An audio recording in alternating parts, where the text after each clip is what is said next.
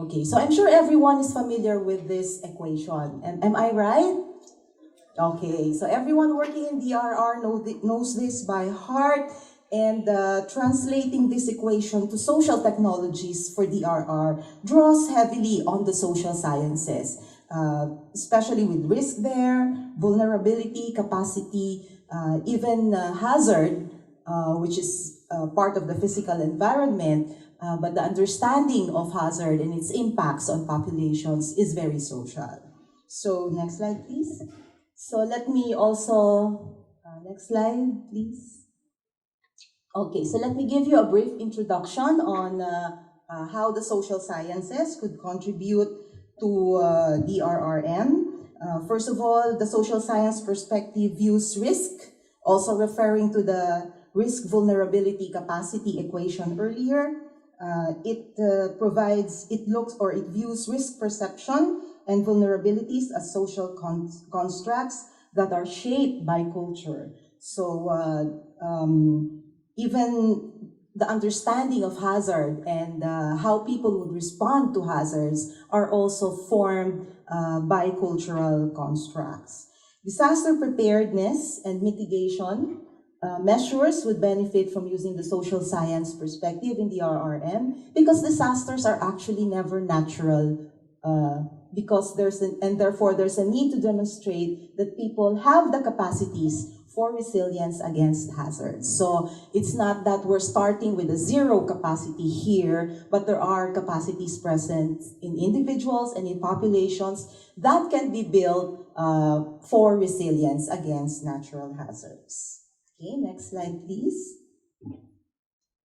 Okay, so what is social science? I'm sure there are many who are in the social science field here, but probably to give you just a working definition, the social sciences study behavior of humans, societies, cultures, and these vary across space and time.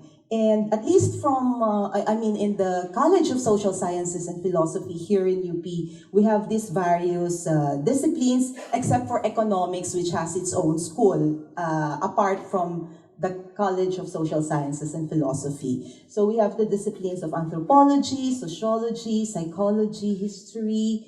There's also economics, political science, geography, and linguistics. But I'd also like to emphasize that while there are disciplinal boundaries, we in the College of Social Sciences often talk to each other. So we converse, we dialogue, we even debate against existing paradigms, but at the end of the day, we get to sit down and have a good meal afterwards. So we hope we would be able to also do that with the other fields with other academic fields that are, well, not only those that are present here today, but those that exist in other universities.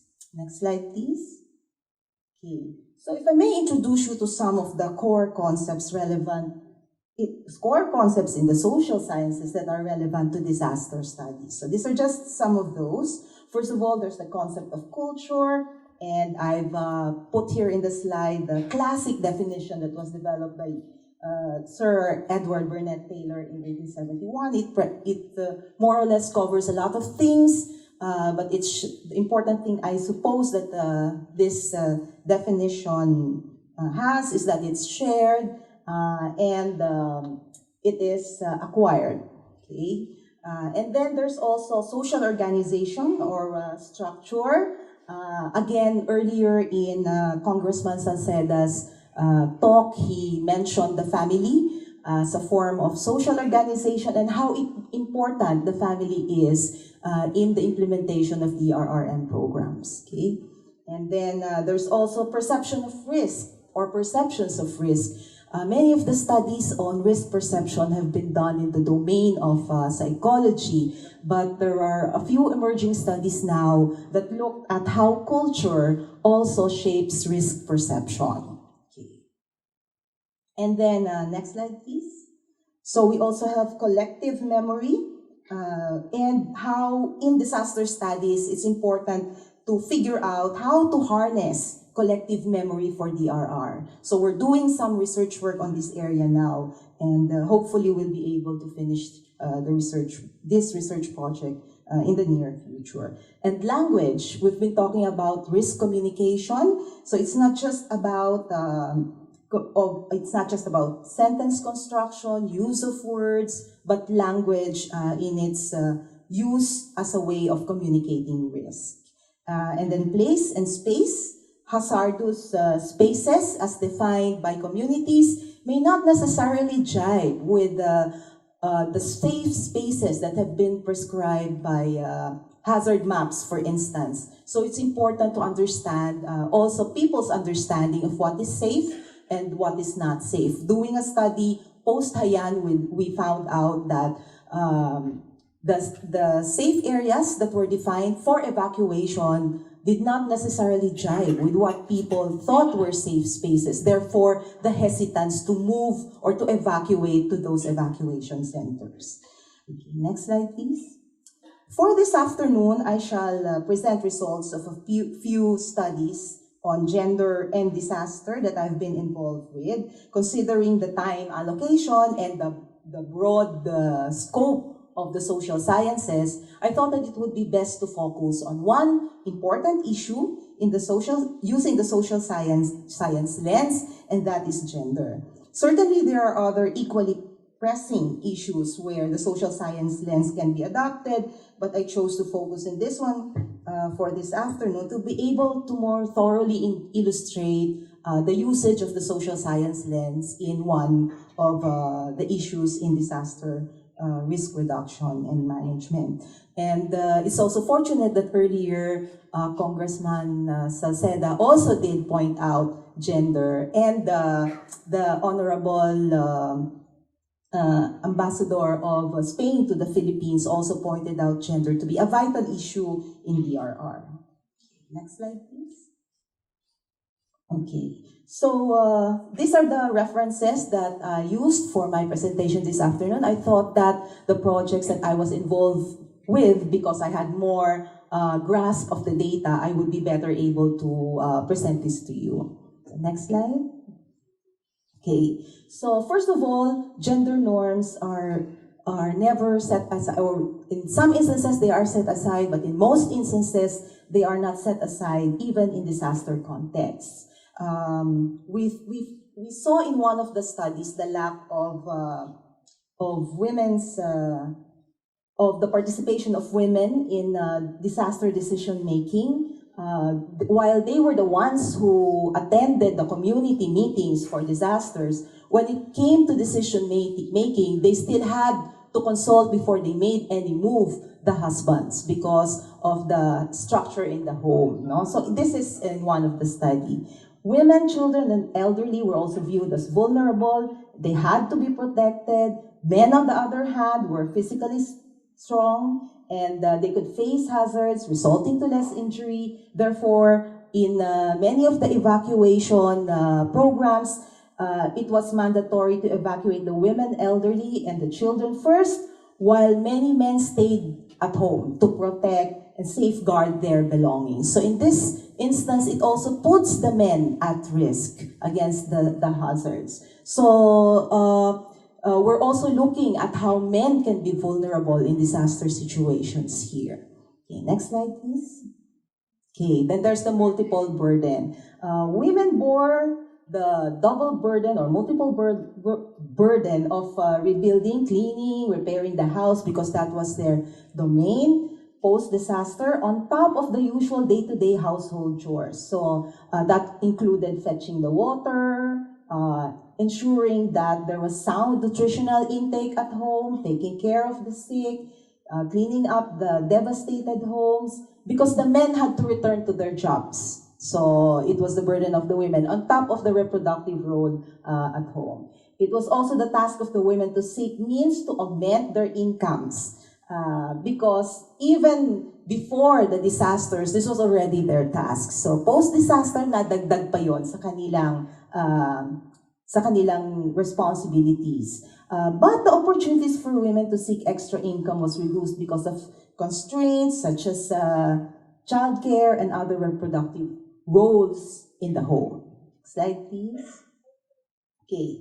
There were also instances, as I mentioned earlier, wherein the gender roles will not necessarily strictly performed because in the evacuation centers, men were also seen taking care of the children, cooking, or doing the laundry.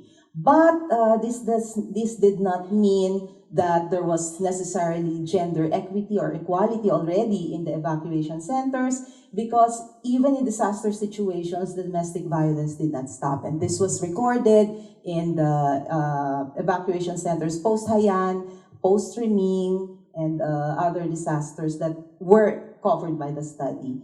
Also, security and safety was an issue that more women than men had to deal with. Example, sexual harassment, may mga paninilip sa CR, safety in using the toilet. So these were some of the common issues that were mentioned.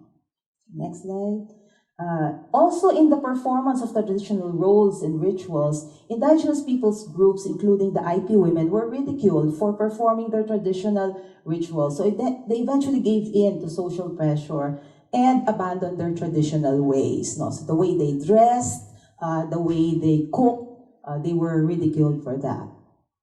Next slide, please. Now, while of course, usually when we talk about gender, the normal route is to talk about women and girls. But gender, of course, is not only about women and girls. It also involves the other genders in the rainbow of genders. And so we also did studies on the sexual and gender minorities, and we found out that increasingly in times of disaster and its aftermath, they have been increasingly become visible. So in evacuation center, doing work with the bakla in the Philippines, for instance, they suffered from discrimination, sexual harassment, not only from the men, but from the women as well. No?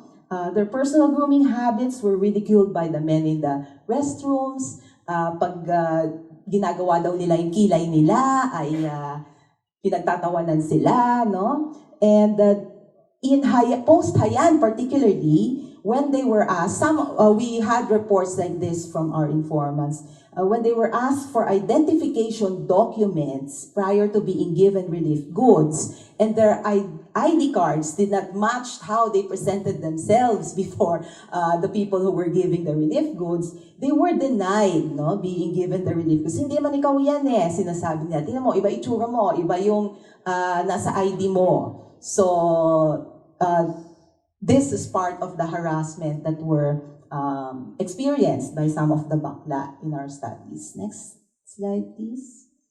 Okay. The Waria of Indonesia, they prefer to stay with friends rather than stay in evacuation centers after the Mount Merapi eruption in 2010, because they fear discrimination and hostility in the evacuation centers. Like the bakla in the Philippines, they were also ridiculed in Indonesia. The Fa'afafine of Samoa were rejected by both men and women in the use of toilet facilities, so they relieved themselves anywhere na lang in the evacuation centers because they were not accepted in any of those toilets. No? They also eventually left the community evacuation centers because of the strong discrimination against the Fa'afafine. These are female transgenders in Samoa. The Waria are female transgenders in Indonesia. Okay. So, but then, in spite of the discrimination and the harassment, the bakla in Irosin, Sorsogon, for instance, and in Quezon City, they were able to contribute to disaster relief efforts. First of all, they are reliable help in the households. So, in Irosin particularly, they participated in the 3D hazard mapping, and they're also known for their ardor in initiative in planning community programs and activities. Like for instance, in Quezon City, they had a strong and wide network of peers that they were able to mobilize during the typhoons of 2009. They're also known for their skill in organizing, for instance, beauty contests. And this was put in action during post-disaster situations. Next slide. Okay. So, some of the contributions of the Varia post-Merapi, while according to the Varia, while they wanted to help financially because they didn't have the funds or huge funds to contribute, what they did was to cut the the hair off the head of people in the evacuation center. So in that way, they're able to give a sense of dignity to the people kasi hindi naman sila nagmukhang gusgusin or nagmukhang naglilimahid in the evacuation centers because they were well groomed by the Varias. Okay. And then they also staged a queer contest and the proceeds of which were donated post-Merapi eruption. Okay, next slide. Now, the Fa'afine of Samoa, they had, because they were in what we call in the social sciences in a state of liminality, they could easily switch from male to female roles post-disaster. So they were able to do tasks that were largely masculine and tasks that were also feminine. And there was no problem with that.